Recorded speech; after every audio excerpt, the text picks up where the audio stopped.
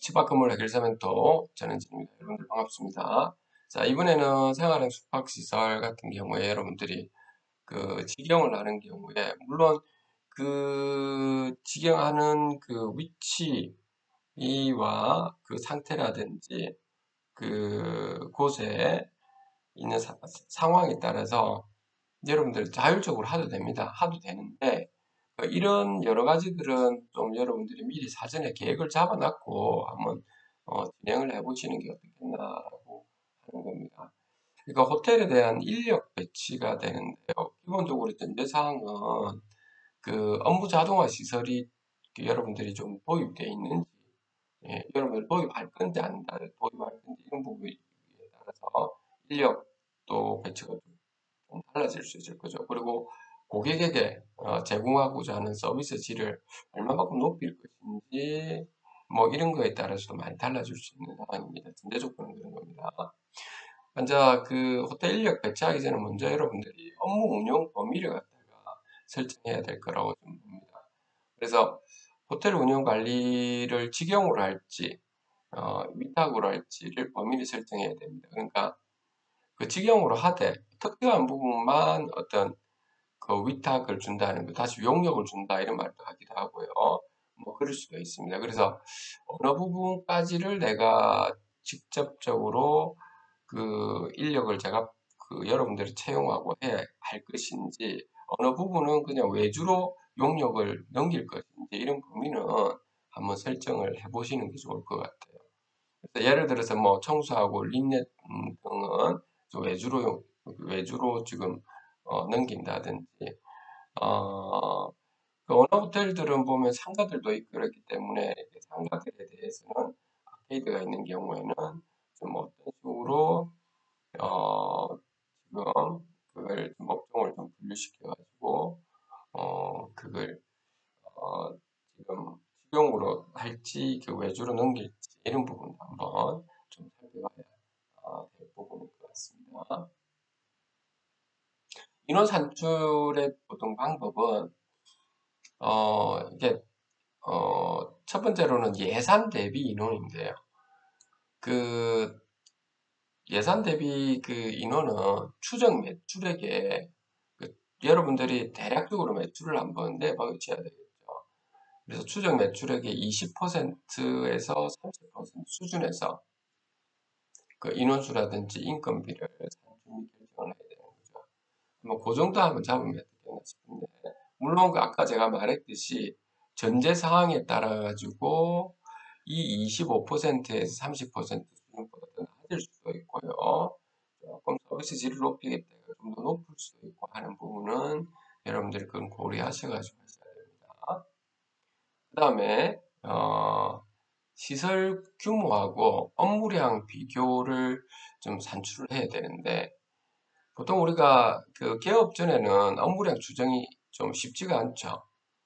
그래서 그, 그 가동률의 추정을 통해서 최소 인원만 좀 지금 배치한 뒤에 개업 후에 업무량이 10대에 좀 맞게 지금 현재 조정하는 것이 오히려 좋을 것 같습니다. 그래서 업무량이 얼마나 많을 거다, 적을 것이다를 가지고 보통 그 이렇게 좀 배치를 하는데, 그것보다는 가동률 측면에서 여러분들 그 사항에 따라서 인원을 배치하는 방법으로 여러분들이 한번 아까 예산 그 대비 인원을 잡아서 그렇게 한번 살펴보시면 조금 더 효율적으로 여러분들이 이제 나중에 실제 환자 직영할 때 어려움이 물론 있겠지만 그렇게 많지 않을 것 같거든요.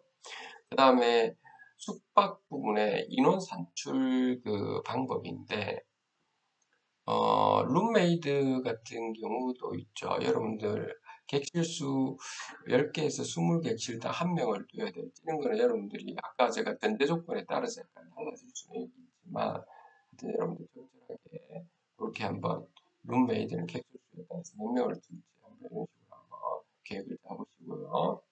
그 다음에 하우스키퍼 같은 경우도 룸메이드 10명에서 그 20명 사이에 이제 하우스키퍼를 한 명을 둬야 될지 이런 거죠.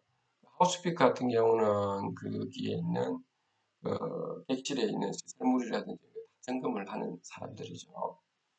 그 다음에 이게 프런트 클럭 있죠.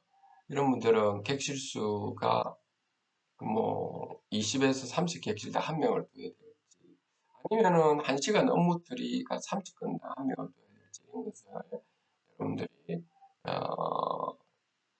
나름대로 이렇게 지금 진행하셔가지고 이렇게 해주시면 되겠습니다.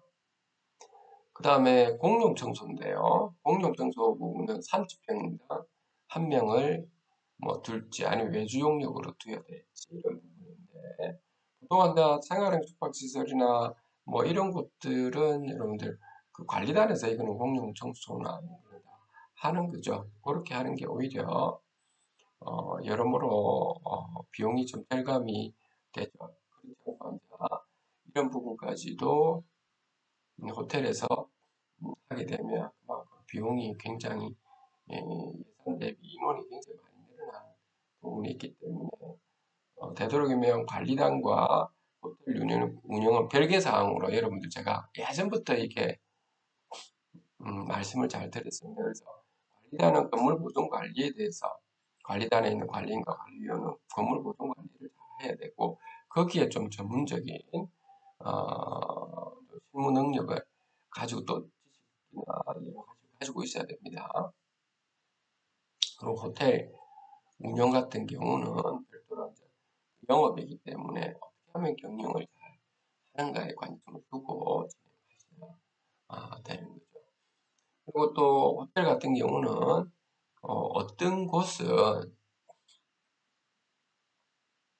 식음료까지도 이렇게 하는 경우가 있죠.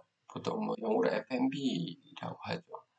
이것도 뭐 인력은 4개에서 5개 테이블당 한 명을 두어야 될지 이런 걸 한번 기준을 정해서 한번 해보는 게 좋겠죠.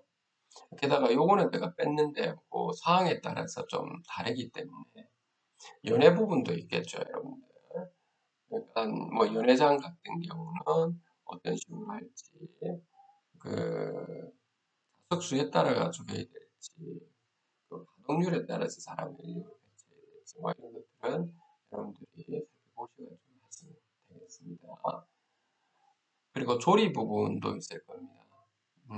조리 부분은 보통 식음료 및 그 연회 요 부분 두 개의 그 인원의 한 3분의 1 수준으로 이렇게 지금 보통 하기도 하는데요. 그렇지 않으면 그 식음료 매출에서 직접 재료비를 뺀 거에서 약 15%에서 나누기 조리병 인건비인데, 생각보다 요즘에 인건비가 좀 비싸다 보니까 이런 부분이 하여튼 여러분들이 잘 한번 현실에 맞게끔 한번 좀 하시면 되겠고요. 관리 부분이 있죠. 전체 총괄 관리는 전체 인건비의 10% 이내로 보통은 이렇게 진행하거든요. 그래서 이런 부분을 여러분들이 살펴보셔가지고 전반적으로 한번 진행하셨습니다. 오늘 여기까지